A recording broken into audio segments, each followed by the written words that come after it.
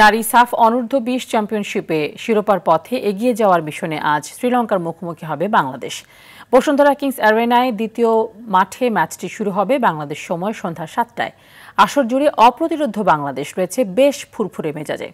শ্রীলঙ্কা ম্যাচের আগে তাই জিম ও সুইমিংয়ে নিজেদের রিকভার করার চেষ্টা করছে বাটলারের শিষ্যরা। শিরোপা নিজেদের ঘরে রাখতে এই ম্যাচেও জয়ের বিকল্প ভাবছে না বাংলাদেশের মেয়েরা।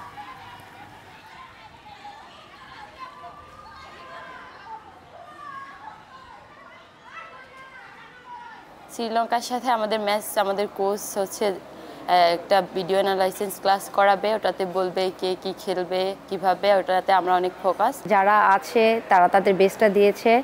আগামীতে আশা করতেছি আরো 2টা ম্যাচ আছে, ভালো পারফরমেন্স দিয়ে মাঠ থেকে আসবে ইনশাল্লাহ।